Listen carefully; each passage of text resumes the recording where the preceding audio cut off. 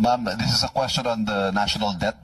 Dalawang bahagi po yung tanong. As of end Ito utang.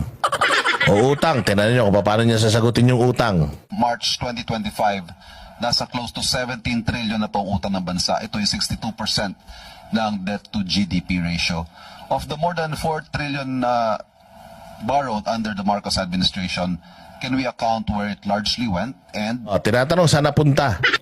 Saan napunta yung pera? Yun ang tanong. is a 62% debt to GDP ratio still within what can be considered healthy?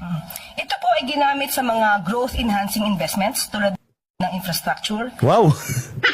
So yung pera daw ginamit sa growth enhancing. Ano yun? Putang ina, saan daw ginamit? Ulitin natin, nagulat ako dun eh. Of the more than 4 trillion borrowed under the Marcos administration, can we account where it largely went? And is a 62% debt to GDP ratio still within what can be considered healthy? Ito po ay ginamit sa mga growth-enhancing investments. Growth enhancing investments. Tulad ng... Yan sinasabi ko sa iyo, Claire eh. You have to be specific pagdating sa pera ng taong bayan.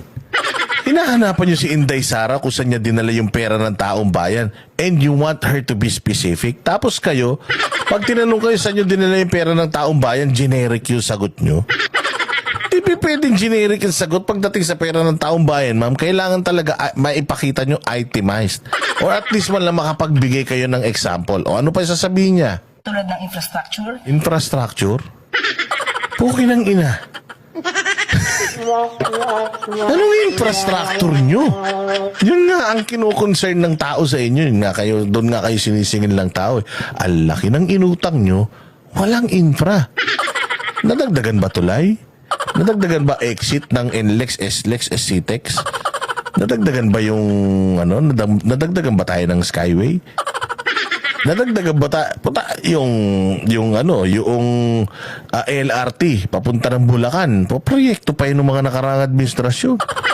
Yung subway, proyekto pa yun ng nakarang administrasyon.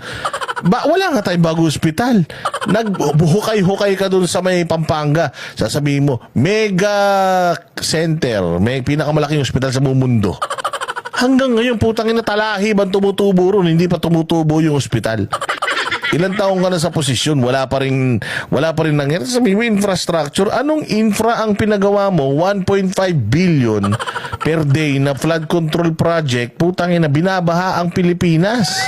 Binabaha ang Maynila. Kanina, umulan na naman. Kaya naawang-awa ko, saglit palang umulan.